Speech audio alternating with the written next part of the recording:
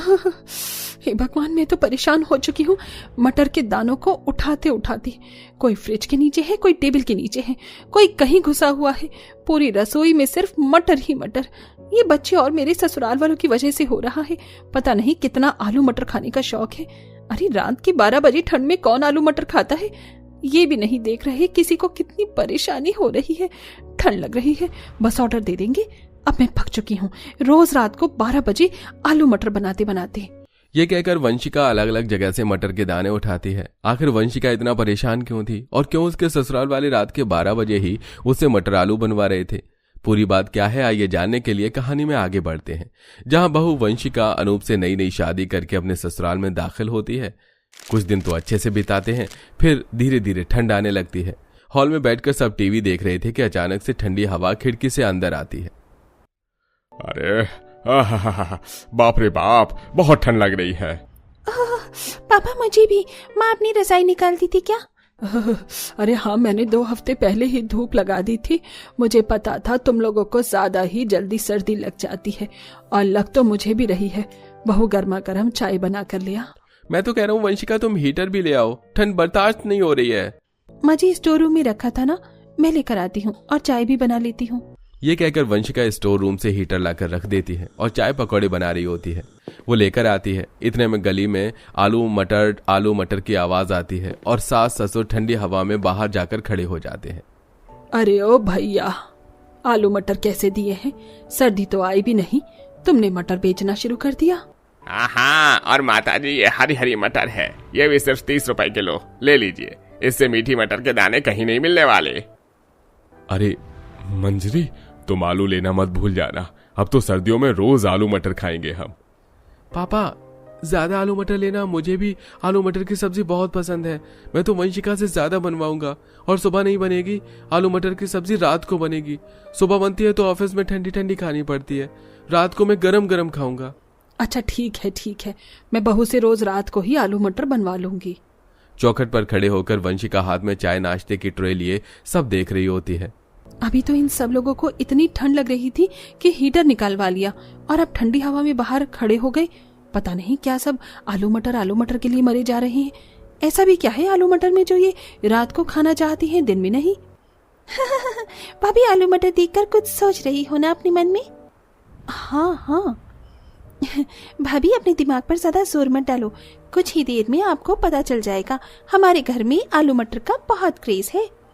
अच्छा पापा जी आ जाइए, चाय पकौड़े ठंडा हो रहे हैं, आपको ठंड लग जाएगी। हाँ बहू, आए बस।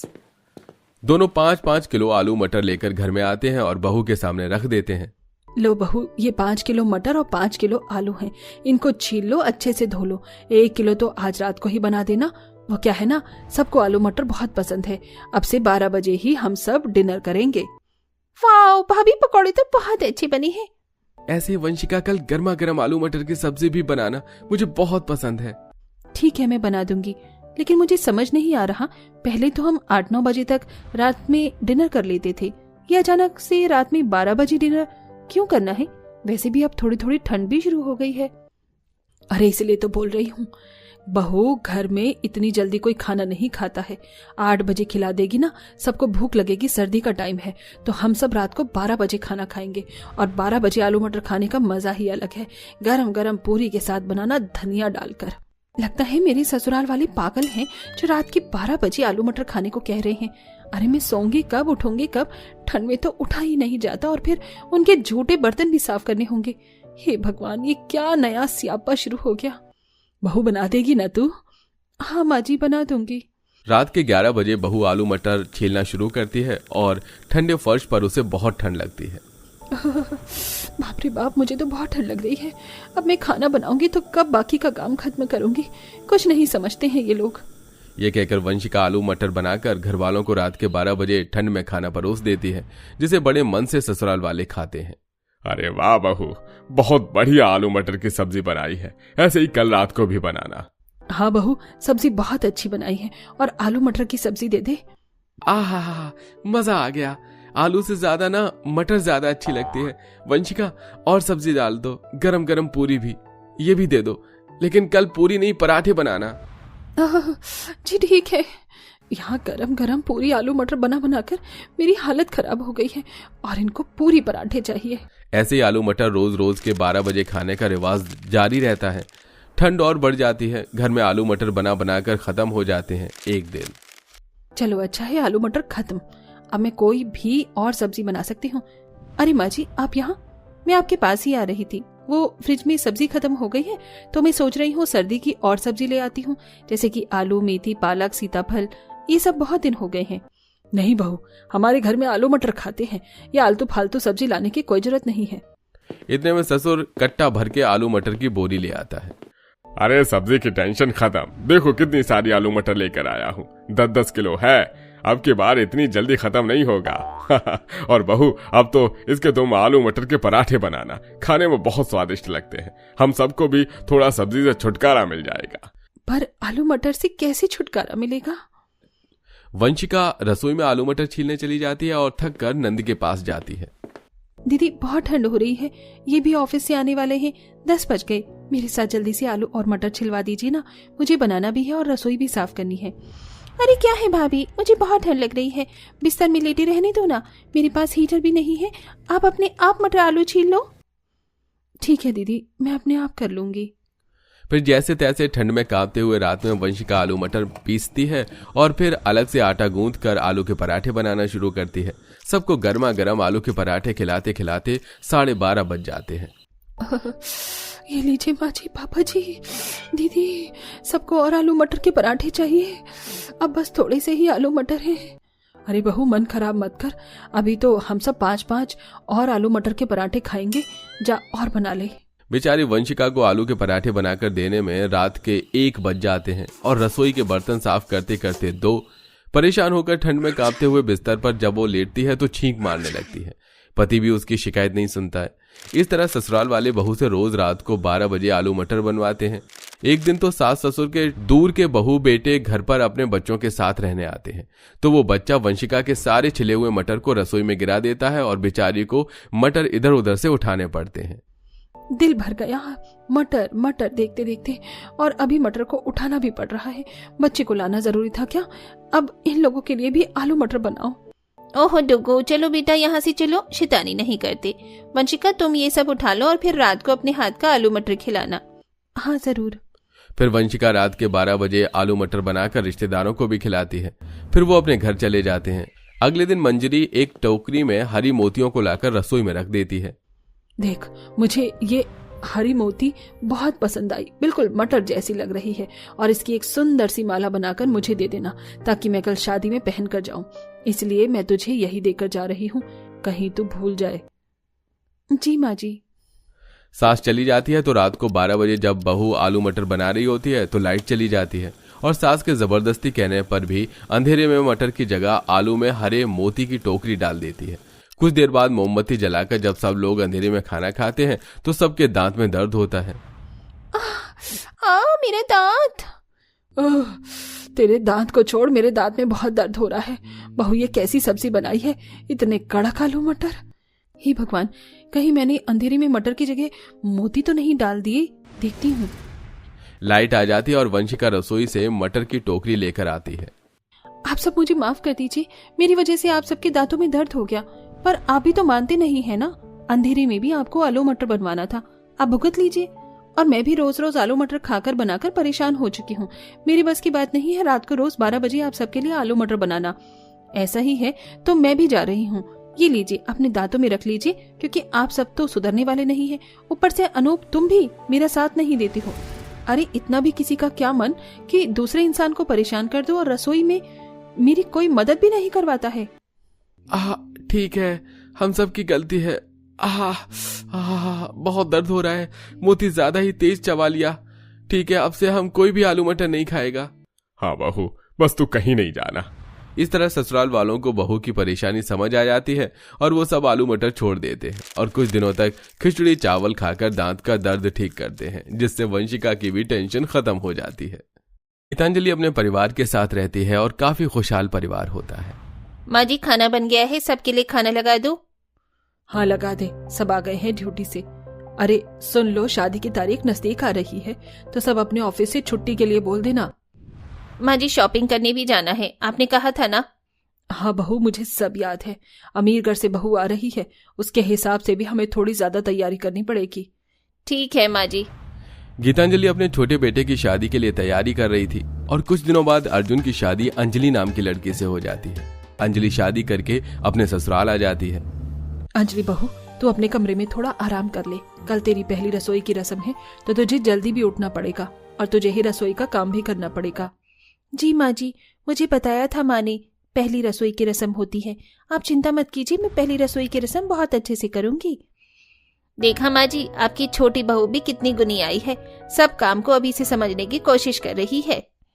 अंजलि सुबह सुबह सबके लिए खाना बनाती है। अरे खाना तो बहुत अच्छा बनाया है। हाँ, मुझे नहीं पता था अंजलि, तुम्हें अच्छा खाना बनाना आता है। हाँ, थोड़ा बहुत तो मुझे भी आता ही है। लोग अपने अपने कमरे में चले जाते हैं। शाम के समय अंजलि अपने कमरे में आराम कर रही होती है, तभी वहां गीतांजलि और शीतल आते हैं। अरे क्या हुआ? हाँ माँ, मेरी तबीयत ठीक है, वो तो बस कुछ काम नहीं था तो इसलिए लेटी थी। बहू चल, आज खाना बना दे। हम सबको तेरे हाथ का खाना बहुत पसंद आया, इसलिए अब तू खाना बना दे। नहीं नहीं माँ जी, मुझसे खाना नहीं बनाया जाएगा। दरअसल आपको तो पता है ना, शादी की रस्मों में कितनी थकान हो जाती है। अब तक थकान नहीं उतरी है। वो तो सुबह पहली रसोई की रस्म थी, इसलिए जैसे तैसे मैंने खाना बना दिया, लेकिन शाम का खाना नहीं बना पाऊंगी। अरे कोई बात नहीं, आज शीतल बहू तू बना दे खाना। शीतल खाना बनाने लगती है और सब लोग बाद में आराम से खाना खाते।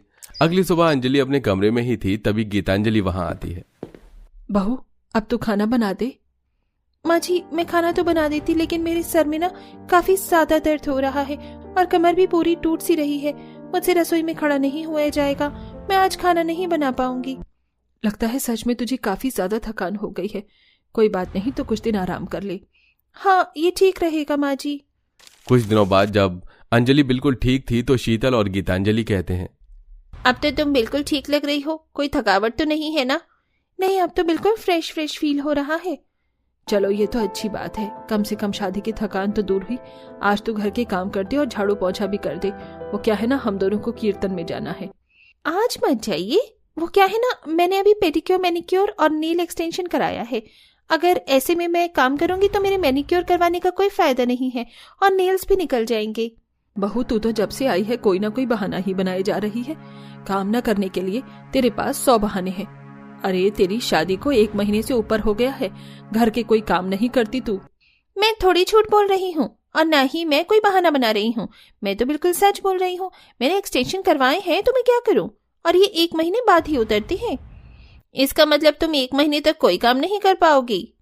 हाँ, मैं कोई काम नहीं कर पाऊंगी, लेकिन पक्का 1 महीने के बाद से मैं खुद ही सारे काम करने लग जाऊंगी। अब कर भी क्या सकते हैं। चल ठीक है, तू 1 महीने और आराम कर ले। अंजलि काम के लिए हर वक्त ऐसे ही बहाने बनाती रहती है। धीरे धीरे 1 महीना भी निकल जाता है। 1 महीने बाद गीतांजलि अपनी बहू से कहती है, अरे अब तो तेरे नाखून भी निकल गए हैं, अब चल घर का काम कर दे। बेचारी तेरी जेठानी अकेले सब कुछ संभाल रही है। माँ जी, वो क्या है ना, आज मुझे पीरियड्स हो रहे हैं, इसीलिए मेरी कमर में बहुत दर्द हो रहा है। और जब भी मुझे पीरियड्स होते हैं ना तो मेरी कमर में बहुत ज्यादा दर्द होता है, मैं कोई काम नहीं कर पाती। अरे हाँ, पीरियड्स में तो हर किसी को ही दर्द होता है। चल, ये तो तेरा बहाना सच भी लग रहा है। कोई बात नहीं, तू आराम कर ले। अंजलि फिर से काम से बच जाती है और ऐसे ही कई दिन और निकल जाते हैं। अब तो तुम बिल्कुल ठीक ठाक हो, आज काम कर दो घर का। मुझे अकेले काम करने में बहुत तकलीफ हो रही है।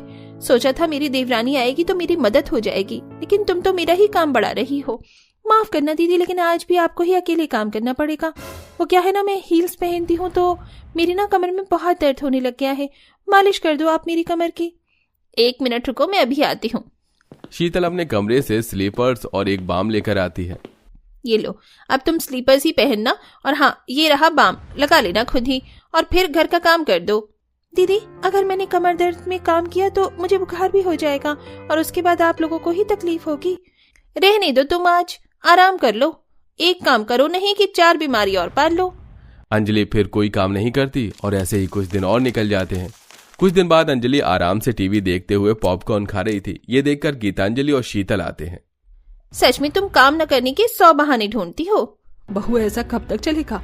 अरे घर के कितने काम हैं, तू भी तो मदद कर सकती है ना। हमें आज घर का राशन भरवाना है, हम दोनों जा रहे हैं राशन भरवाने। आज तू खाना बना दे और घर की साफ सफाई भी देख लेना। माँ जी आज तो बिल्कुल भी नहीं हो पाएगा। मैं काम के लिए कभी मना नहीं करती, लेकिन आज मुझे अपनी सहेली की सगाई में जाना है। आपको बताया तो था। बहू ये तू बोल भी मत, मुझे बताया था।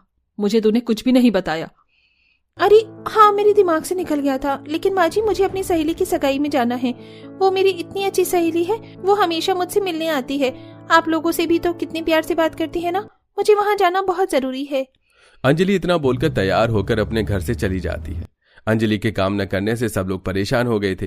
कुछ दिनों बाद सुबह सुबह अंजलि सबसे कहती है, बताओ आज सबको खाने में क्या खाना है? आज सूरज कहाँ से निकला है? तू जो काम न करने के लिए 100 बहाने बनाती है, आज पूछ रही है खाने में क्या खाना है। हाँ माँ जी, मैं सोच रही हूँ आज सबकी पसंद का कुछ खाना हो। ये तो बहुत ही अच्छी बात है। बताओ क्या बनाओगी? नहीं नहीं, मैं बना नहीं पाऊंगी। वो क्या है ना, मेरी आंखों में बहुत जलन हो रही है और आप भी तो काम करके थक गई होंगी, तो मैंने सोचा मैं बाहर से खाना मंगवा देती हूँ सबके लिए। जब मेरी तबीयत ठीक होगी तो मैं खुद ही बना दूंगी। लो गई बहस पानी में। हमने सोचा इस बहू को अक्ल आ गई, लेकिन बहू ने तो यहाँ भी अपने बहाने ही लगा दिए। अंजलि से सब लोग परेशान हो गए थे। कुछ दिनों बाद अंजलि अपने कमरे में बैठी होती है, तभी लाइट चली जाती है। अरे लाइट क्यों नहीं है? वो क्या है ना देवरानी जी, लाइट इसलिए नहीं है क्योंकि हमारा मीटर खराब हो गया है और उसे ठीक करने के लिए किसी को बुलाने जाना पड़ेगा। और मेरा तो बिल्कुल भी मन नहीं है बाहर जाने का। तो कोई और चले जाए। कोई भी नहीं जा रहा है। आज तो हमें बिना लाइट के ही गुजारा करना पड़ेगा। अंजलि अपने कमरे में चली जाती है। कुछ दिनों बाद अंजलि के पेट में दर्द होता है। माँ जी मेरे पेट में दर्द है। वो क्या है ना, मैं कई दिनों से बाहर का ही खा रही हूँ, तो आज बिल्कुल ठीक नहीं लग रहा पेट। आज आप कुछ खिचड़ी बना दो मेरे लिए। बहू एक काम कर, तू अपने लिए खुद ही खिचड़ी बना ले, क्योंकि हम सारे तो जा रहे हैं आज बाहर खाना खाने और तू हमारे साथ जा भी नहीं पाएगी। तो तू एक काम कर, तू घर पर ही बनाकर खिचड़ी खा ले। इसी तरह अब अक्सर अंजलि के ससुराल वाले भी अंजलि की तरह बहाने बनाने लगते हैं। एक दिन अंजलि के वाकई में कमर में दर्द होता है। माँ जी मेरी कमर में बहुत दर्द हो रहा है, प्लीज बाम लगा दीजिए। नहीं बहू, तू खुद ही कर ले। वो क्या है ना, मेरे हाथों में बाम लगाने से जलन होती है। आप सब लोग ऐसे क्यों कह रहे हैं मेरे साथ? मैं जो भी बोलती हूँ उसमें आप बहाने लगाने लग जाते हैं। अब पता चला कि तुम जब बहाने मारती हो तो हमें कैसा लगता है। बहू मुझे पता है तू अमीर घर से आई है, तुझे इन सब चीजों की आदत नहीं होगी या फिर आता नहीं होगा, लेकिन आधा आधा काम तो कर ही सकती है ना। हर चीज में बहाने बनाती है। हम भी तेरी तरह बहाने बना सकते हैं, है ना? और अब जब हमने भी तेरी तरह बहाने बनाए तो कैसा लगा? मुझे पता है मैंने गलत किया, लेकिन आप लोग तो सही हो ना। बहू हम सब सही हैं, लेकिन हम तुम्हें भी सही राह पर लाना चाहते हैं, इसीलिए बताया कि बहाने मारने से बस प्रॉब्लम बढ़ती है। अपने ससुराल वालों के समझाने के बाद अंजलि को अपनी गलती का एहसास होता है, जिसके बाद वो कभी भी बहाने नहीं बनाती काम के लिए।